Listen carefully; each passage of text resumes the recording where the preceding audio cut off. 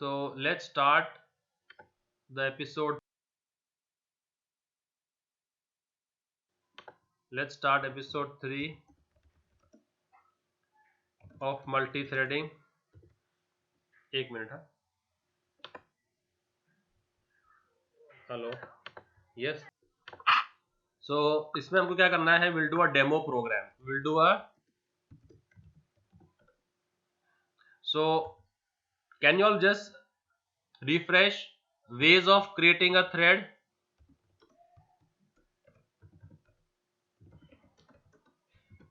Yes guys, tell me two ways of. Can you just refresh this ways of creating a thread? The two ways. Who can refresh this for me?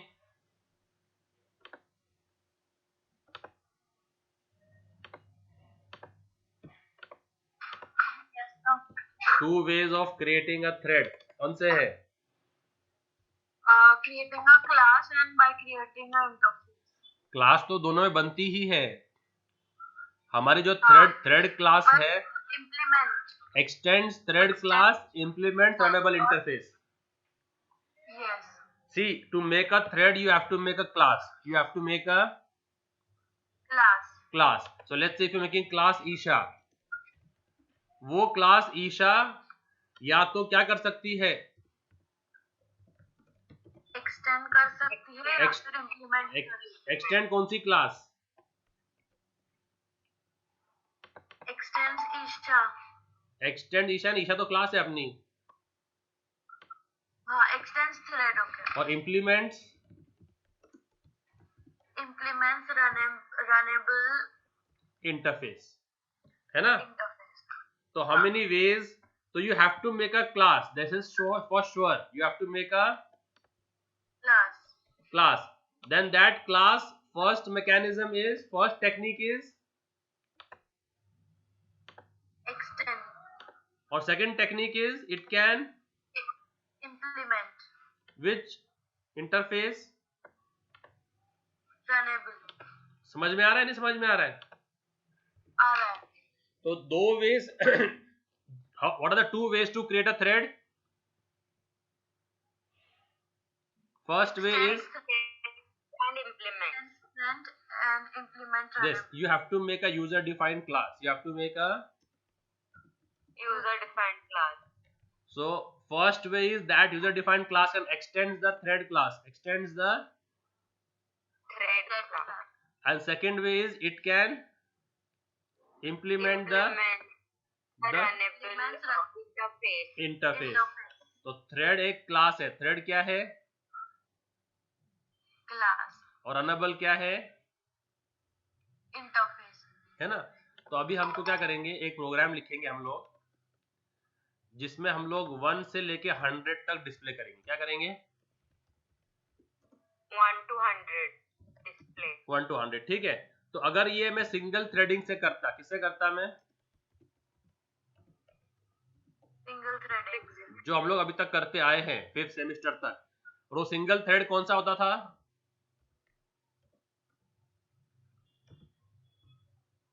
वो single thread का नाम क्या था? PSVM. मतलब public static void main. Yeah, that would be our single thread. ठीक है. If I would do the same program using single threading, how would it be? It would look something like that. Class demo Public static void main. और string args.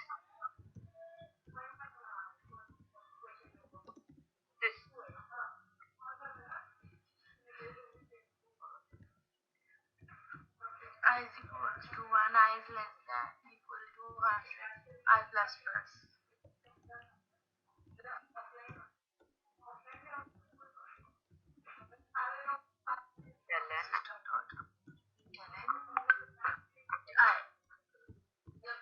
है क्या नहीं? Yes, और इसको मैं save करता किससे? demo.java. फिर कंपाइल करता java c demo. java और रन करता कैसे demo java java demo है ना। java demo तो ये मुझे आउटपुट देता था, क्या देगा आउटपुट मेरे को ये 100 sub 1 to 100 है ना। तो ये एक सिंगल फ्लो है, एक सिंगल फ्लो मैंने बना दिया, सिंगल थ्रेडेड है ना, तो एक ही फ्लो है। तो ये क्या होता था, एक सिंगल फ्लो मेरा बन जाता था, जो क्या करता था, मेन ही है पूरा फ्लो। तो इस थ्रेड का नाम क्या था, मेन, और जो क्या डिस्प्ले कर रहा है 1 1 to 100 blah blah blah blah blah till 100 है ना। 100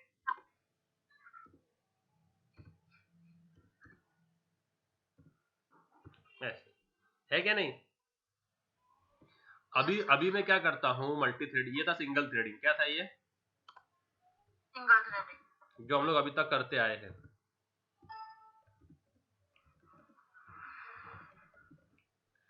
मल्टी थ्रेडिंग में क्या होगा कि जो सबसे पहला थ्रेड है पेरेंट थ्रेड, उसका नाम तो मेन ही है ना।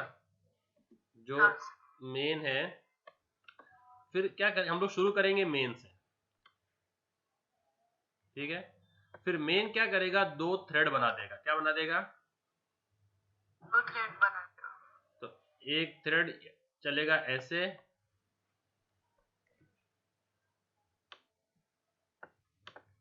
और एक थ्रेड चलेगा ऐसे, ठीक है। सबका अपना अपना फ्लो रहेगा। तो हम क्या करेंगे, ये थ्रेड डिस्प्ले करेगा 1 से लेके 50 तक, कहां तक करेगा, 1 से लेके 50 और ये थ्रेड डिस्प्ले करेगा कहां से, 51 to 100 51 से 100 तक। तो अभी अगर एक नंबर प्रिंट करने लग रहा है 1 सेकेंड, ठीक है, to print 1 number we need 1 second, let say computer takes 1 second, takes 1 second तो अभी 100 नंबर्स प्रिंट करने कितना लगेगा, 100 seconds तो टोटल एग्जीक्यूशन टाइम कितना हो गया इसका, 100 seconds 0.40 100 seconds, right. yes sir अब यहां पर देखो, ये थ्रेड और ये थ्रेड पैरेलल चल रहे, क्या चल रहे, parallel चल तो we should have drawn this parallel, तब वो ज्यादा सेंस बनता था। they are running what, parallel, so this thread also will run parallel,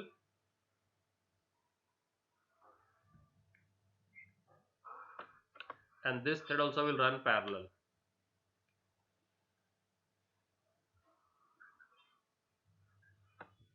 ये बात ध्यान रखो, ठीक है।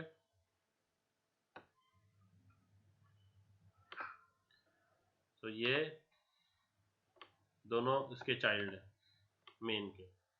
तो ये क्या है, ये वाला कौन सा थ्रेड है, main ये मेन थ्रेड है, ओके। और ये कौन सा थ्रेड है, T1 1 और to 100 T2। तो इस प्रोग्राम में कितने थ्रेड है, इस प्रोग्राम में सिंगल थ्रेडिंग में 1 कौन सा नाम क्या है थ्रेड का, main मेन। अभी इस मल्टी थ्रेडिंग में मैंने कितने थ्रेड बनाए हैं, 2 thread टोटल कितने हैं, टोटल थ्रेड्स, 3 मेन भी थ्रेड है ना एक, yes ओके। T1 क्या कर रहा है, प्रिंट 1 से लेके 50 तक, और T2 क्या प्रिंट कर रहा है, 51 to 100 okay. Now both the threads are running parallel, both the threads are running, parallel तो this will finish in how many time, 50 seconds total execution time कितना है, 50 Total- seconds में दोनों खत्म। यस, समझ में आ रहा है कितना है, 50 seconds तो कि जब ये 1 to 50 प्रिंट कर रहा है उसी टाइम पे ये वो प्रिंट कर रहा है। ओके, अगर मैं 4 थ्रेड लगा दूं तो 4 थ्रेड 25 seconds ही अगर मैं 4 थ्रेड लगा दूं तो क्या होगा? 25 सेकेंड लगेगा। कैसे कैसे हिसाब नहीं कर रहे? सर, डिवाइड होएगा ना 1 to 25, 26 to 50, तो 25 second. Yes correct, she is right, Neha is correct. ये मेरा मेन थ्रेड हो गया। तो मेन थ्रेड के कितने चाइल्ड बन जाएंगे? एक ये, एक ये, एक ये और एक ये, है क्या नहीं Isha? Yes sir. What is making you say 50 seconds लगेंगे? No sir, I thought कि आप इसके आगे ही 100 to 150 और 150 नहीं नहीं to नहीं नहीं 200 नहीं, वन टू। अभी तो फर्स्ट थ्रेड क्या करेगा? फर्स्ट थ्रेड 1 to 25 करेगा। और दूसरा थ्रेड क्या करेगा? 26 to 50 करेगा। और तीसरा थ्रेड, तो first thread T1 will print 1 to 25, second thread will print 26 to 50, third thread will print 51 to 75 and fourth thread will print 76 to 100। तो अभी टोटल एग्जीक्यूशन टाइम कितना लगेगा इसको? 25। समझ में आ रहा है? तो जैसे जैसे मैं थ्रेड बनाते जाता हूँ, जैसे जैसे मैं थ्रेड बनाते जा रहा हूँ, टाइम कम लगा। यस, तो वर्कर्स बढ़ते हैं ना, वर्कर्स बढ़ते जा रहे हैं ना। तो if one worker takes 100 days to make a wall, 2 workers will take 50 days and 4 workers will take 25। ठीक ना? अब यहाँ पर टोटल थ्रेड्स कितने हैं इस प्रोग्राम में? Total threads 5 because you have to count main also, you have to count main also। तो यहाँ पर टोटल थ्रेड्स कितने हैं इस वाले प्रोग्राम में? 5 इस वाले में 50 वाले में। और 3 और यहाँ पर टोटल कितने हैं सिंगल थ्रेडिंग में? 1 है। ठीक है, तो अभी T1 का पेरेंट कौन है? मेन। T2 का मेन। T3 का मेन। और T4 का मेन। ठीक है। अगर T1 ने ओके T2 ने बाद में फिर से एक थ्रेड अपना बनाया तो ये हो गया T21। क्या हो गया ये? T2 का पहला वाला है ना। हाँ। और एक और अगर बनाया तो इसने ये क्या हो गया? T22 है ना। ये आपके ऊपर है कि आप कैसे बनाते हैं। ओके, T2 ने वापस एक थ्रेड बनाया तो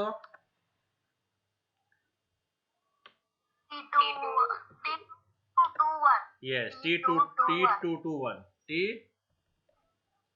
ओके। तो T221 का पेरेंट कौन है? T22 का पेरेंट कौन है? और T2 का पेरेंट कौन है? मेन। आया समझ में? So now we will do this program. We will do this program. Understood? We already have done this. ये हमने ऑलरेडी कर लिया है। ये जो मैंने यहाँ लिखा है ये सिंगल थ्रेडिंग है ना। हाँ। एक ही थ्रेड उसका नाम क्या है?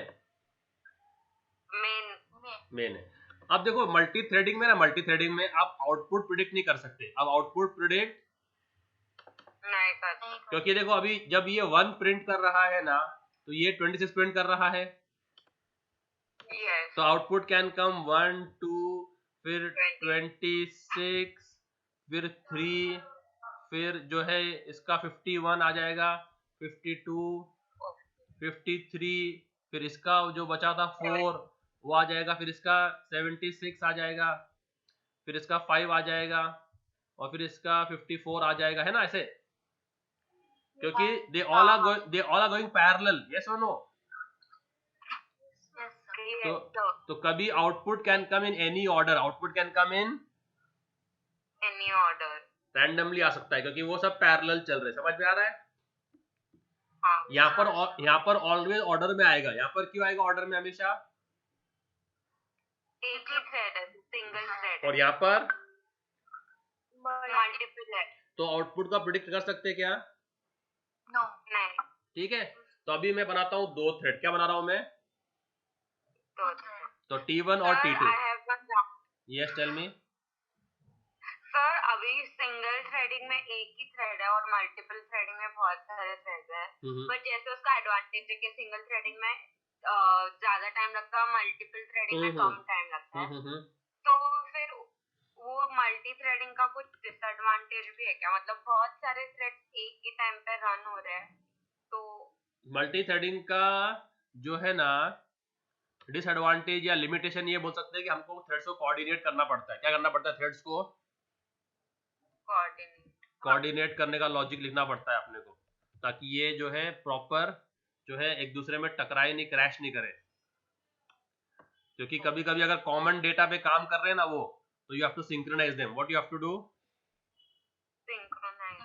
Synchronise them. जैसे अगर हैव यू सीन ऑर्केस्ट्रा,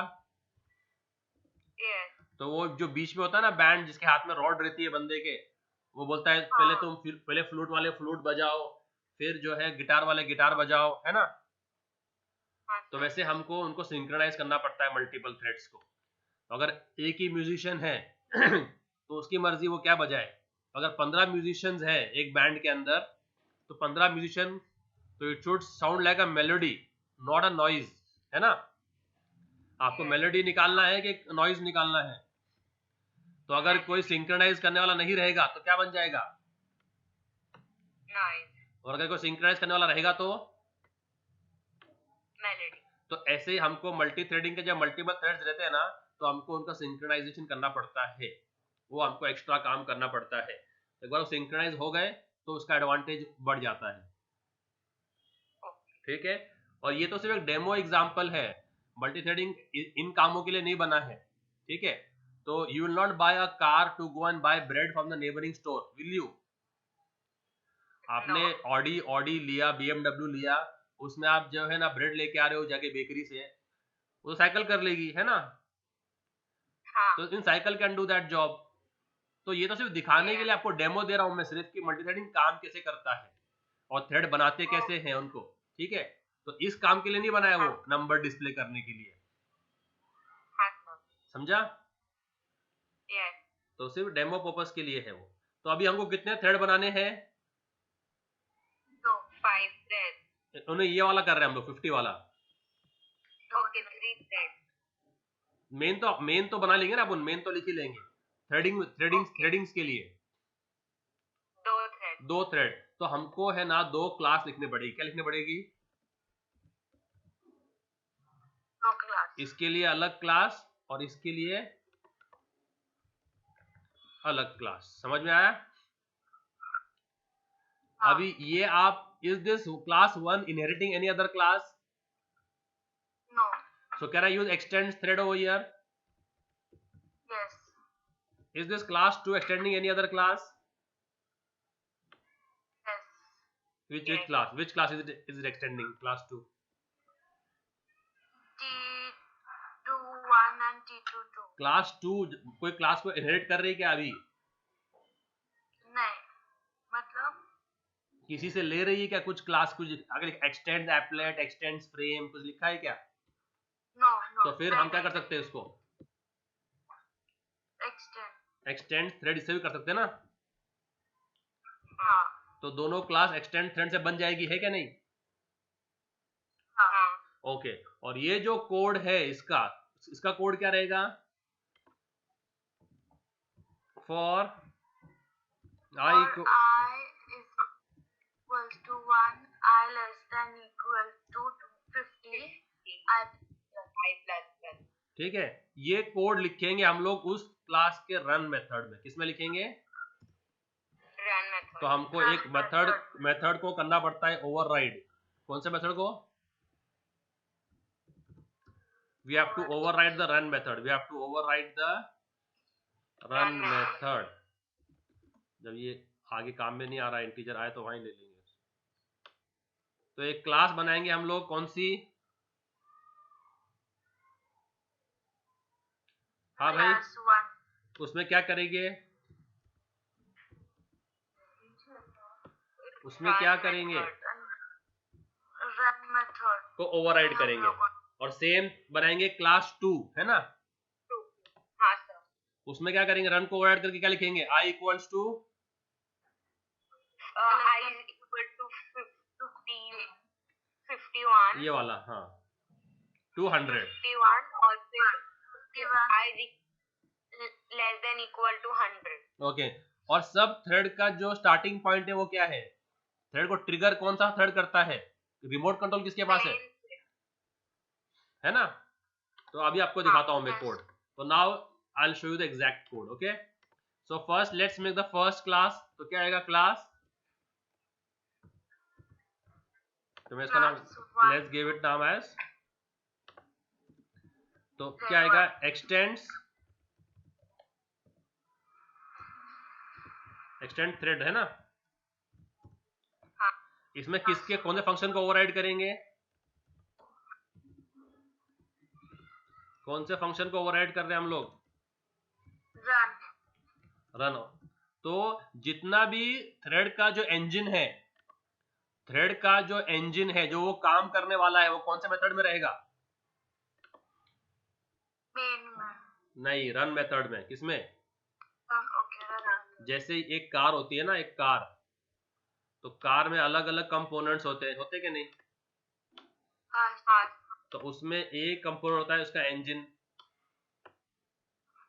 जो सबसे मेन कंपोनेंट है पूरे कार में, इंजन उसका, है ना? हाँ तो ऐसे ही ये जो कार है, ये आपकी थ्रेड है। कार क्या है आपकी? thread है। उसका जो मेन कंपोनेंट है उसका रन मेथड है। क्या रहता है उसका? कौन सा मेथड? run method। तो जो थ्रेड को जो काम करवाना है, वो कहाँ लिखो? उसके रन मेथड में। ठीक है, समझा? हाँ तो रन मेथड लिखा, पब्लिक वॉइड रन, और क्या काम कराना है इसको? I is equals to 1, I is less than equals to 50, I plus 1। क्या करेंगे हम लोग इधर? System dot out dot println I।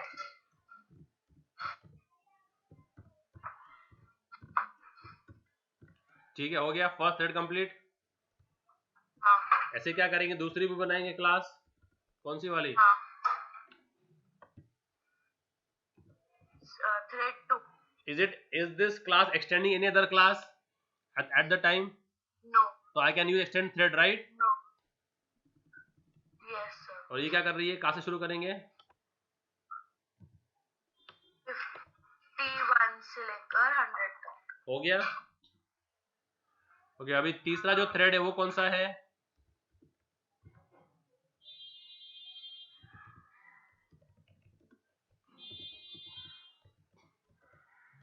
देखो, क्लास बनाएंगे, क्लास मेन। तो उसके अंदर क्या लिखेंगे? मेन थ्रेड है ना, हाँ पब्लिक स्टैटिक वॉइड मेन। क्योंकि जावा में सारा का सारा प्रोग्राम क्लास के अंदर रहता है, इसके लिए मेन भी किसके अंदर रहेगा?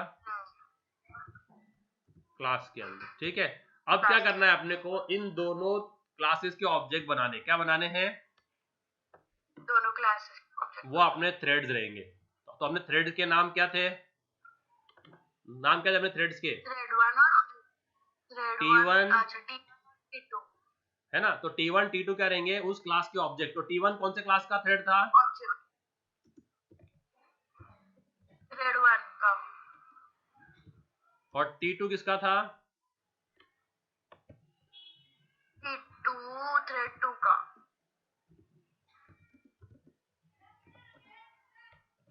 समझ रहा है? यस और अभी दोनों थ्रेड को स्टार्ट कर देंगे अपन स्टार्ट मेथड से। किससे करेंगे? लाइफ साइकिल मेथड कौन सा था थ्रेड का मल्टी थ्रेडिंग में? हाँ स्टार्ट फिर रन रनेबल वही था ना। स्टार्ट करने के लिए कौन सा मेथड था? थ्रेड क्रिएट होगा एक बार, थ्रेड को क्रिएट करने के बाद में थ्रेड को स्टार्ट करने के लिए मेथड कौन सा था? न्यू बॉर्न के बाद में कौन से मेथड से स्टार्ट होता था? स्टार्ट मेथड से। किससे? स्टार्ट रनेबल तो इंटरफेस है। कौन सा मेथड है? To schedule for running by using which method? Okay by start method है ना। तो अभी अपने थ्रेड बना दिए ना अपन ने T1 T2। अब उनको क्या करो? T1.start T2.start। बस हो गया, प्रोग्राम कंप्लीट, मेन खत्म। समझ में आ गया? सेव कैसे करेंगे इसको? सेव कैसे करेंगे इसको? अभी हम लोग ने ऊपर दोनों के आई लिया है, तो वो कौन करेगा? नहीं, ये दोनों अलग अलग क्लास में है ना, कॉपी कैसे करेगा? वेरिएबल का स्कोप उस ब्रैकेट तक रहता है जिसमें वो डिक्लेयर होता है। तो इस आई का स्कोप इस रन तक है सिर्फ। यहाँ पर कोई नहीं जानता कि आई कौन है। राइट, तो हम लोगों ने नीचे कॉल तो किया ही है, तो वो अपने फंक्शन में जाकर मतलब मेथड में जाकर कॉल करें। ये आई का स्कोप इस कर्ली ब्रैकेट तक है। जैसे ये ईशा पारेख है, तो ये अपने फैमिली की ईशा है, और ये जो है वो ईशा गुप्ता है, तो ये अपने फैमिली की ईशा है। कोई प्रॉब्लम नहीं है दोनों में। समझ में आ गया? अभी हम लोग प्रोग्राम को कंपाइल करके रन करेंगे, बस सिंपल। और output, can you predict the output? Can you predict the output? No sir. Output किस पे डिपेंड है? आउटपुट जैसे रन होता है उसमें। आउटपुट किस पे डिपेंड है? थ्रेड शेड्यूलर पे। किस पे डिपेंड है? Thread scheduler. कि वो कौन सा लॉजिक यूज करता है, FCFS और कौन सा वाला है ना। हाँ सर। तो वो उसके लॉजिक पे डिपेंड है कि वो कैसे करता है। तो अभी देखते हैं आउटपुट कैसा आता है।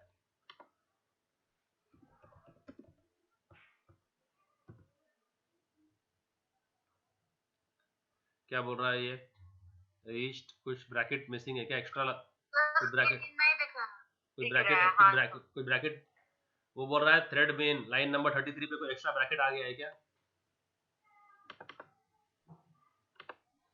ये नहीं दिख रहा है इसके। दिख रहा है अभी वो नोटपैड दिख रहा है, वो ब्लैक स्क्रीन नहीं दिख रहा। देखो रन जो है ना, रन क्लोज नहीं हुआ था, है ना। ये रन है और ये क्लास खत्म हुई ना। यहाँ पर भी क्या हो गया? रन क्लोज नहीं हुआ है। समझा? वापस गए इधर। Again we'll have to compile it.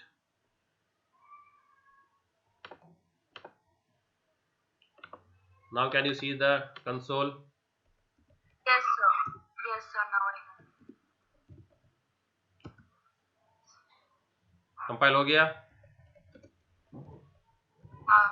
अभी आउटपुट देखते हैं, ठीक है। तो अभी आउटपुट देखो कैसे आ रहा है। तो यहाँ पर देखो, दिख रहा है क्या? 47, 48, 49, 50, 83, 84, 85, है ना। देखो क्या किया इसने, 1 2 3 4 5 6 7 8 9 10 तक गया है, 30 तक। कहाँ तक गया है? 30 तक। उसके बाद क्या शुरू हो गया? 31 के बाद 51 से कहाँ तक गया है वो? 51 से गया है वो 60 तक। कहाँ तक गया है? 54 तक गया है, और 32 33 आया है, और 53। तो दोनों थ्रेड्स क्या चल रहे हैं? पैरेलल चल रहे हैं। समझ में आया? तो ये एक सिंपल सा, तो जितने थ्रेड बनाने हैं ना अपने को हर थ्रेड का एक क्लास बनाना है, ठीक है। वो थ्रेड को क्या काम करवाना है वो उसके रन में लिखने का, रन में।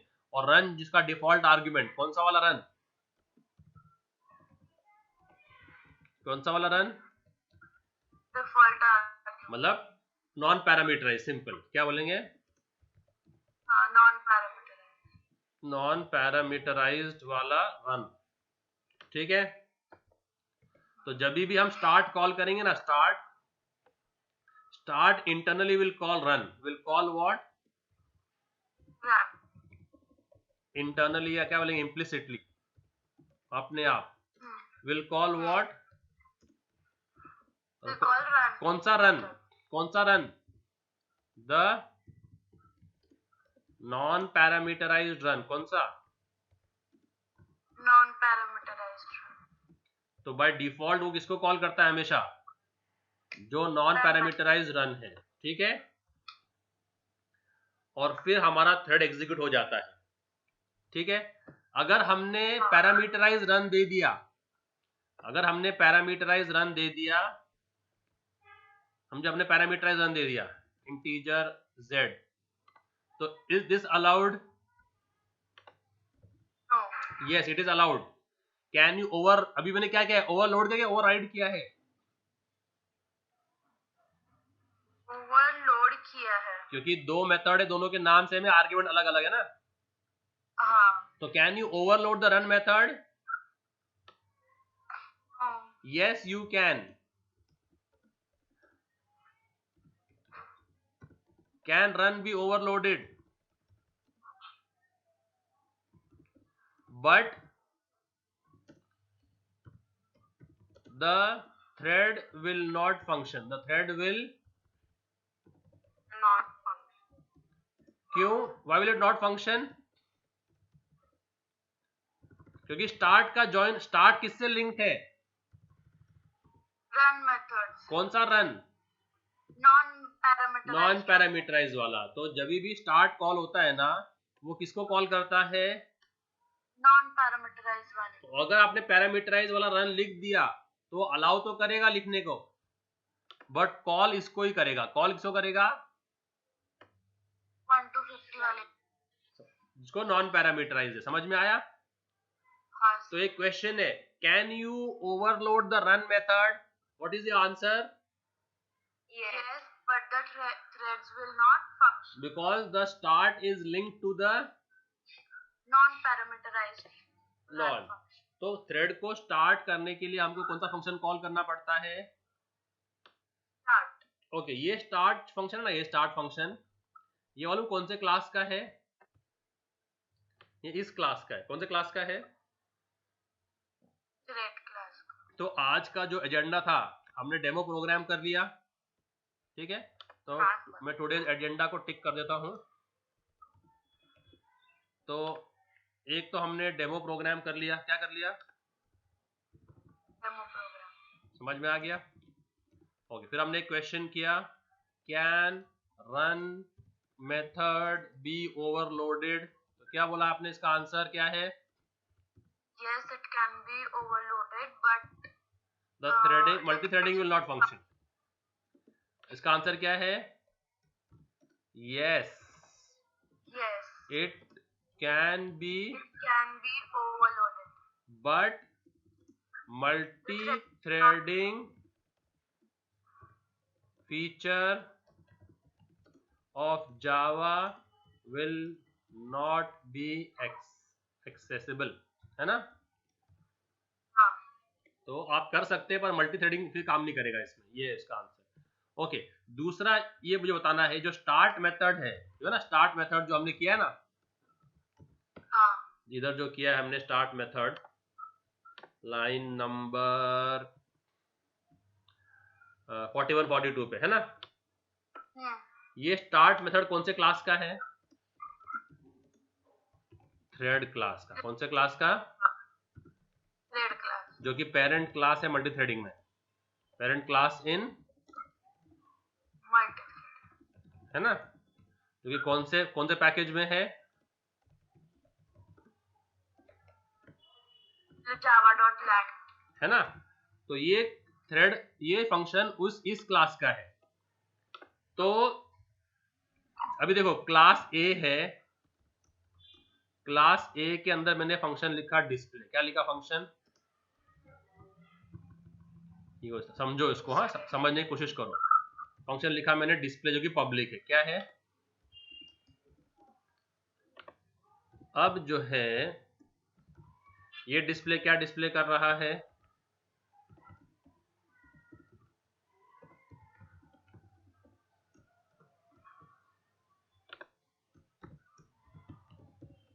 ठीक है, ये कुछ डिस्प्ले कर रहा है. अब अगर मैंने एक क्लास को इनहेरिट किया, क्लास बी एक्सटेंड्स ए, क्या इसमें डिस्प्ले आ गया कि नहीं आ गया? आ गया। अगर इसमें मैं फंक्शन लिखता हूं void calculate, क्या लिखता हूं, या void show void कुछ भी लिखता हूं, calculate,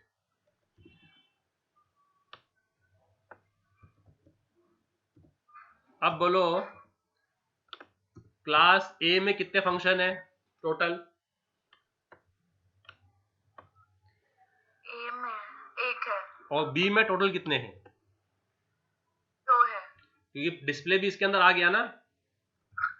हाँ। अब अगर मैं पीएसवीएम में जाऊं और मैं बी का ऑब्जेक्ट बनाऊं, बी का ऑब्जेक्ट बनाया मैंने, obj is new b, अब मैं बी के ऑब्जेक्ट से कौन से फंक्शन कॉल कर सकता हूं? डिस्प्ले फंक्शन और कैलकुलेट और I can call display also and obj से I can call calculate also. Yes or no? Yes. समझ में आ गया ना? तो अगर कोई क्लास किसी क्लास को एक्सटेंड करती है,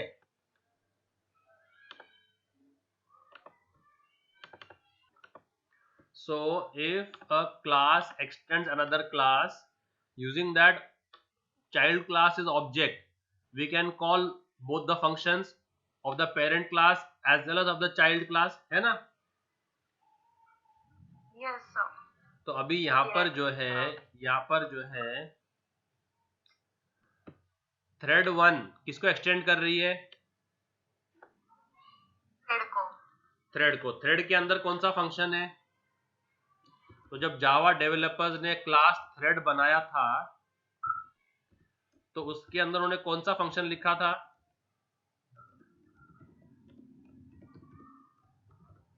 पब्लिक वॉइड स्टार्ट, है ना? जो भी बाकी जो भी होगा एक्स्ट्रा वो होगा, बट उसमें एक स्टार्ट फंक्शन है क्या नहीं? अब जब मेरी क्लास जब इसको एक्सटेंड करेगी तो क्या इसके अंदर स्टार्ट मेथड आएगा कि नहीं आएगा? आएगा कि नहीं आएगा ना? तो और जब मैं थ्रेड 1 के ऑब्जेक्ट से कोई ऑब्जेक्ट बनाऊंगा, तो क्या मैं थ्रेड 1 के ऑब्जेक्ट से स्टार्ट कॉल कर सकता हूँ कि नहीं कॉल कर सकता हूँ? नहीं सर, नहीं कर सकता। क्यों नहीं कर सकता? क्योंकि वो यूजर डिफाइंड क्लास है ना। तो यही लॉजिक है। Isha Parekh is the same logic, just the same logic I am applying over here. A को समझ लो कि थ्रेड है, क्या समझ लो? ए को ओके थ्रेड है, और डिस्प्ले को समझ लो कि स्टार्ट है। बी को समझ लो कि आपकी क्लास है थ्रेड 1, और ए तो थ्रेड है फिर, है ना? हाँ। और यहाँ पर ये इसका रन है, इसका क्या ये रन है ना? अब मैं ऑब्जेक्ट किसका बना रहा हूं? थ्रेड 1 का। क्या नाम दे रहा हूं उसके ऑब्जेक्ट को? Thread T1। ओके। अब T1 से मैं स्टार्ट कॉल कर सकता हूं क्या नहीं? हाँ, कर सकते हो। बस ये लॉजिक समझ में आया? हाँ सर। वही किया इधर देखो मैंने, ठीक है? तो ये स्टार्ट मेथड कौन से क्लास का है? थ्रेड 1 का है कि उसके पेरेंट का है? उसके पेरेंट का है। थ्रेड क्लास का। ये बात समझना, ये बात बहुत जरूरी समझने की है, ठीक है? तो ये क्लास मैं लिख रहा हूं कि जावा डेवलपर्स ने लिख दी है?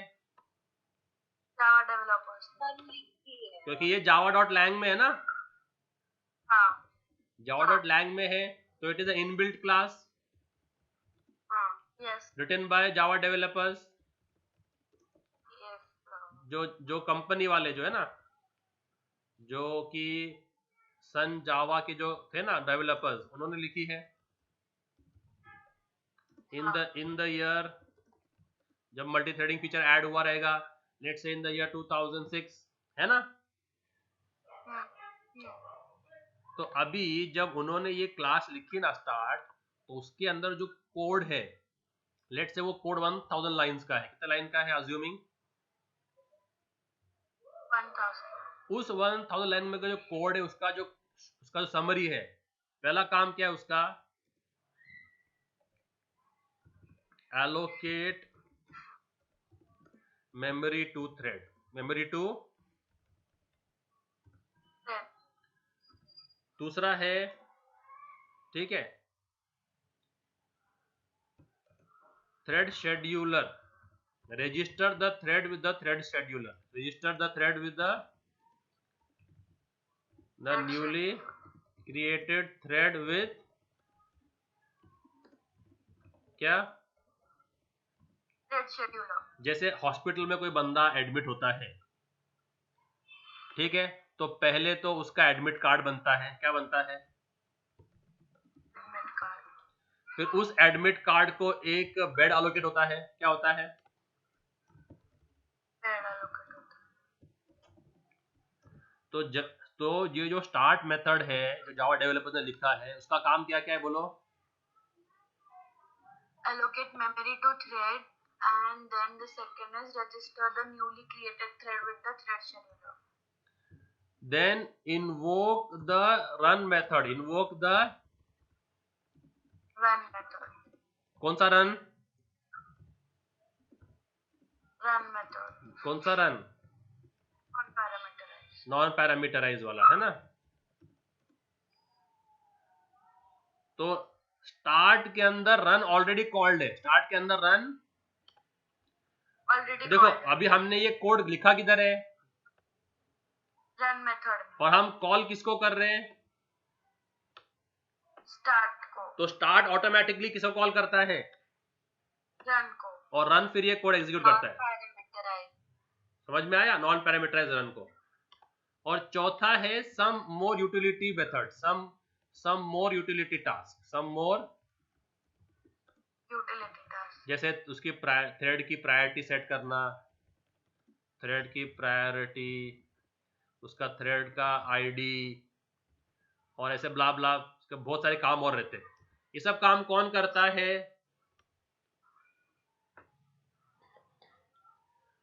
ये सारे काम कौन करता है,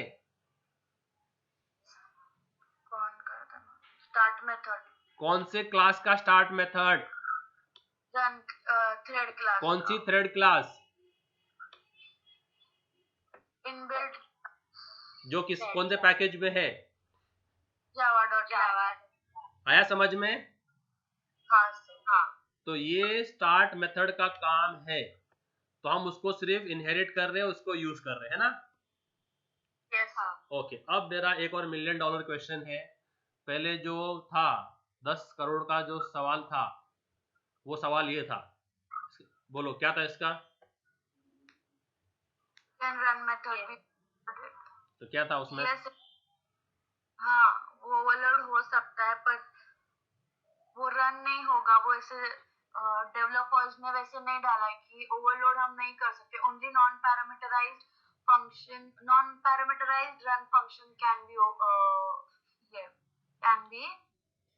ईशा पारे, it's like you hit the axe on your own leg.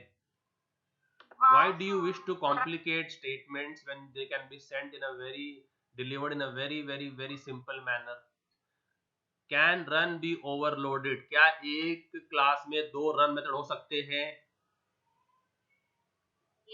Yes, हो सकते हैं, उसका आंसर yes है, but it is not beneficial because the start method will call which run?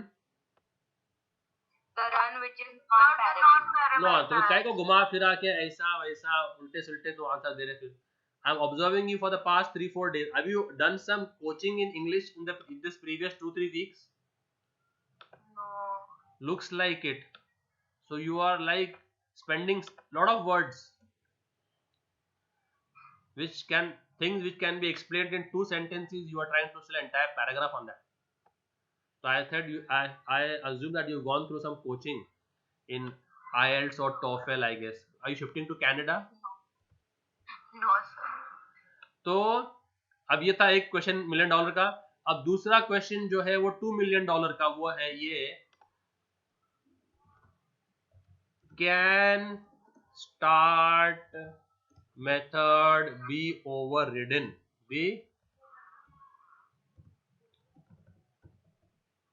अब ओवरराइड मतलब क्या होता? What is overridden? What is overriding? Same मतलब सेम दूसरे क्लास में वही फंक्शन होता है, उसको ओवरराइड। देखो इसको बोलते हैं ओवरराइडिंग। क्या बोलते हैं देखो इसको। तो ये मैंने बनाया क्लास ए, ठीक है। इसमें मैंने बनाया एक function public void display, brackets कैसे उसके खाली है, ठीक है। उसमें मैंने लिखा, ठीक है, और फिर मैंने क्या किया, इस क्लास को इनहेरिट किया। तो क्या हो गया,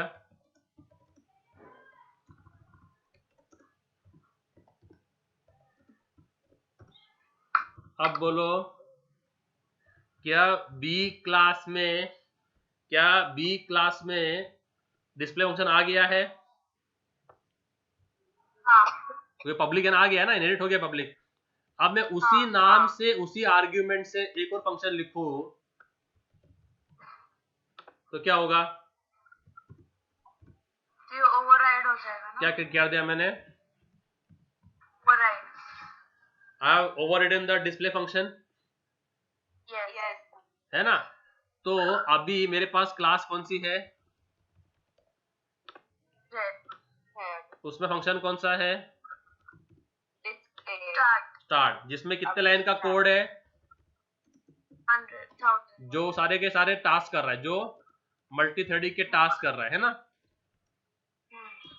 अब मैंने क्लास बनाई क्या, थ्रेड 1, जो किसको एक्सटेंड कर रही है? थ्रेड को। अब मैं उसी के अंदर अपना खुद का स्टार्ट लिखूं। अब मैं क्या करूंगा, उसके अंदर सिर्फ डिस्प्ले करूंगा ना। हाँ। तो मेरा स्टार्ट क्या कर रहा है?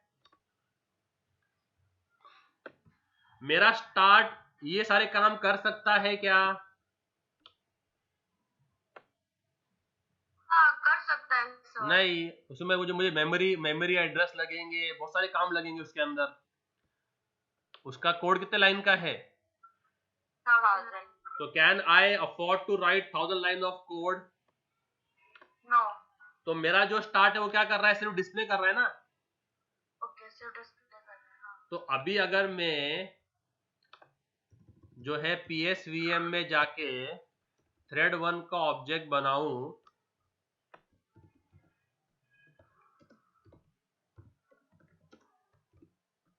और उससे स्टार्ट कॉल करूं तो क्या कर देगा वो?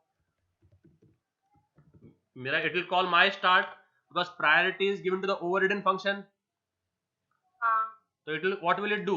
It will just display me what? Just display इनम टेक। ना नया थ्रेड बनेगा, नया तो ना वो नया थ्रेड बनाएगा, ना उसको रजिस्टर करेगा, ना रन कॉल करेगा, ना कुछ करेगा, है ना। तो सर ये हम लोगों ने इनहेरिट किया था, मतलब वो ऊपर एक्सटेंड किया तो वो नीचे आ गया ना, नीचे वाले इसमें आ गया ना। फिर जो 1000 लाइंस है वो डिस्प्ले नहीं करेगा। नहीं, वो काम नहीं, क्योंकि प्रायोरिटी इसको मिलेगी ना, ओवररिडन को। ओके। देखो पहले जो है वो वोटिंग की एज थी 21, क्या थी? 21।